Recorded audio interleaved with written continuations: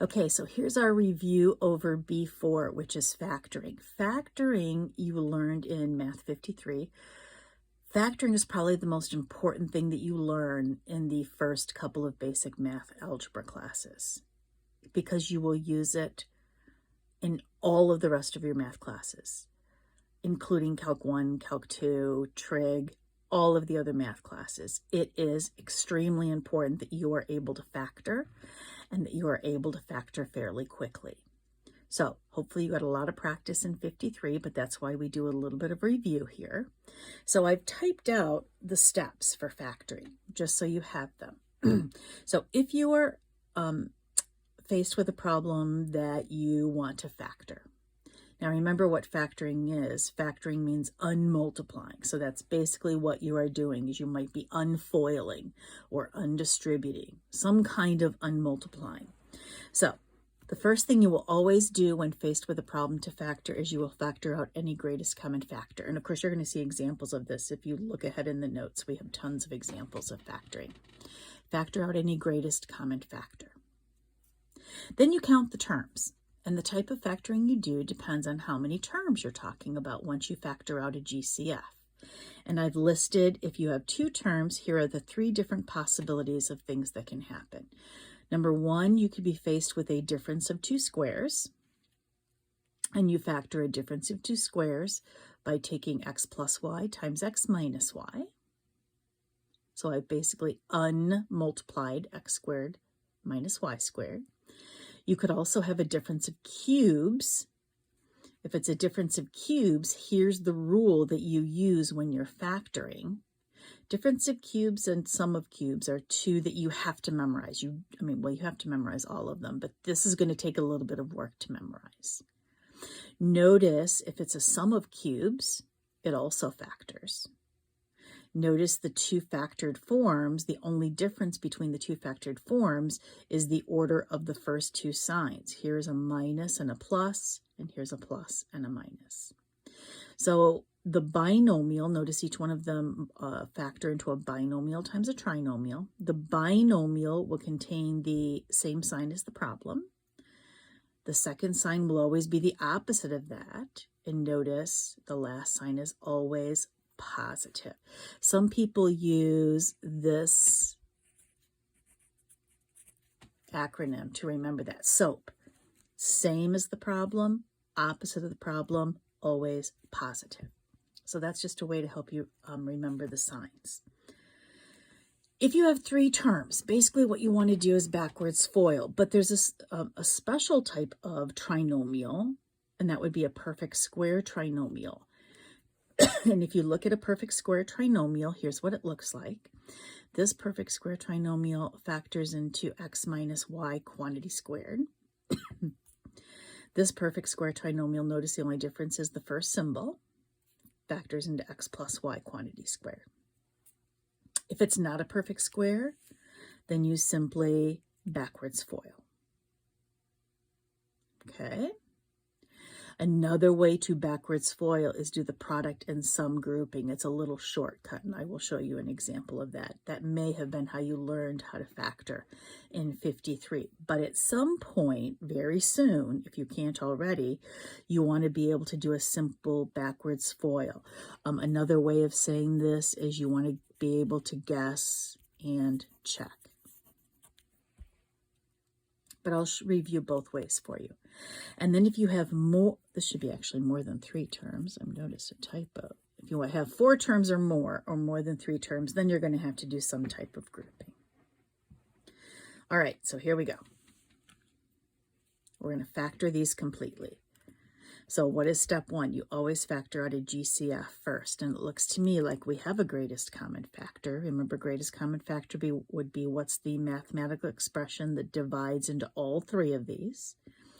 So a 7 will divide into all of the coefficients, and if I look, they all also have an x squared. So I'm going to factor out into 7x squared.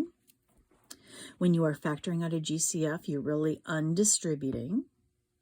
So what's left would be a 2x. If I divided 7x squared into 14x cubed, that's what I have left, minus 3y plus 7x squared divided by 7x squared would be 1. This does not factor any further. You can't unmultiply this trinomial. So you're done. That's as far as you can go. If we look at B, all right, so there's no GCF. There are 3 terms. It is not a perfect square trinomial. I cannot take the square root of 6. So I'm simply going to unfoil or backwards foil.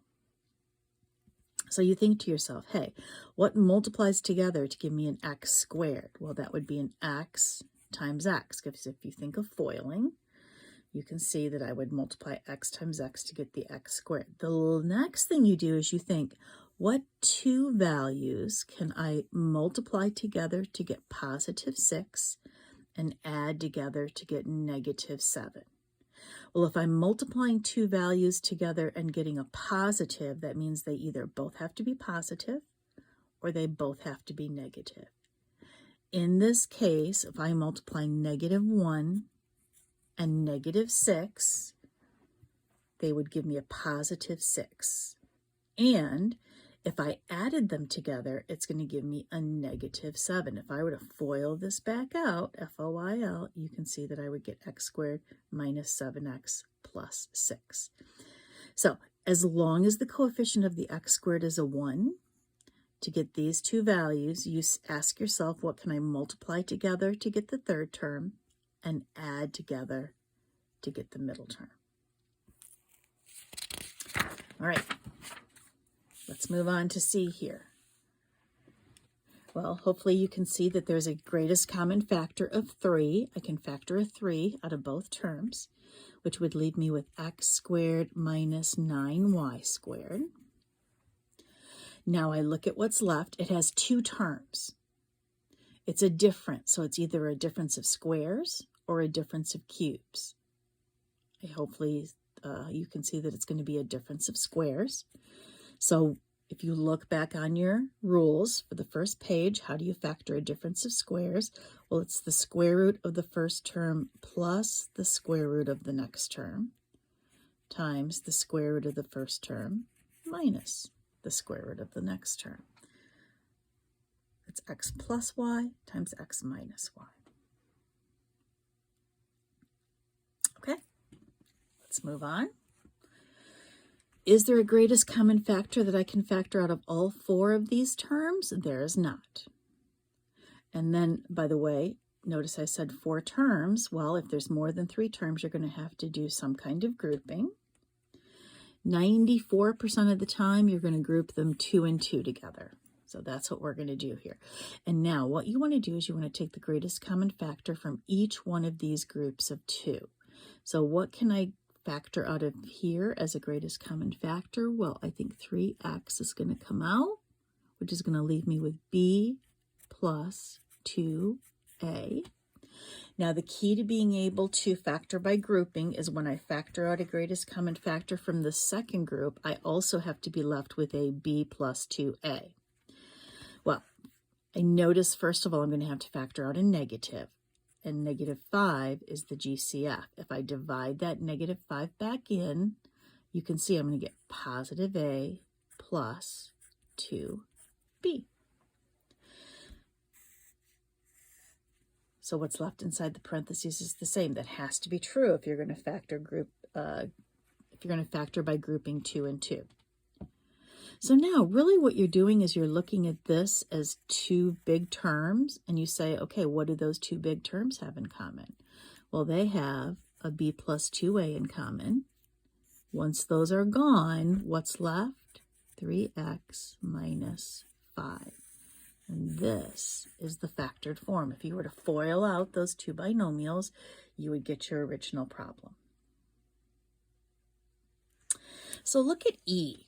E is kind of like grouping, but the first step is already done for you. We're kind of like at this step right here. So if I just look at this as 2 big terms, you can see that I'm going to end up with y minus a times x cubed plus 27. Now, y minus a does not factor any further, but how about x cubed plus 27? That is a sum of 2 cubes. So we have to use that rule. The y minus a is going to stay the same. So here's the way I do it and how I've kind of memorized it. What I usually do is I take the cube root of each one of the terms. So for example here, the cube root of x cubed is x, and I just write it down there. And the cube root of 27 is 3. Okay, so that's my x and my y from my rule.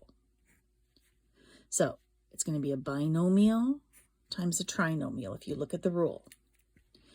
So in the binomial, it's the cube root plus the cube root. In the trinomial, you square the first term because it's x squared.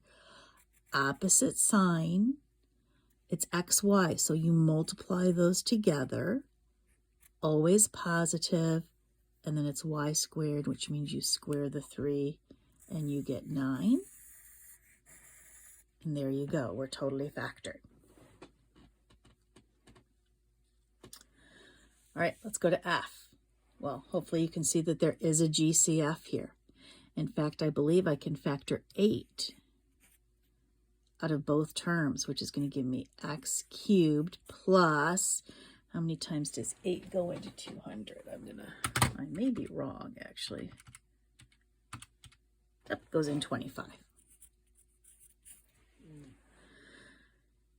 So now, let's see if this factors any further. Well, it's a sum, so the only possibility that it can be would be a sum of 2 cubes.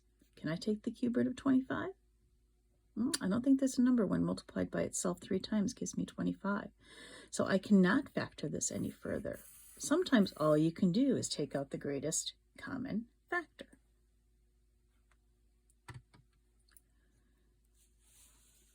All right, let's go down to G. Now, this 3 in the front, this is what makes it a little bit difficult. So here is, first of all, there's no GCF. Let's make sure we go through all of our steps. No GCF.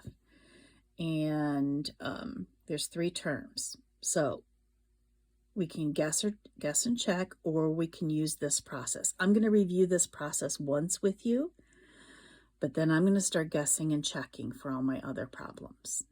So this is probably how you learned how to factor a trinomial where the coefficient of the x squared is something other than 1 in Math 53. Here's what you do. You take the leading coefficient and you multiply it by the last term. 3 times -4 is -12. So now what you're going to do is you're going to figure out 2 numbers that you can multiply together to get -12 and add together to get -11. So hopefully you see that that's a -12 and a +1. If I multiply those, I get -12. If I add those, I'm going to get a -11. So now, what do you do with those 2 numbers? What you're going to do is you're going to change this problem from 3 terms to 4 terms. We're going to rewrite this problem as 3x squared minus 12x plus 1x minus 4. Really, all you've done is you've taken this -11x and you've split it into 2 like terms.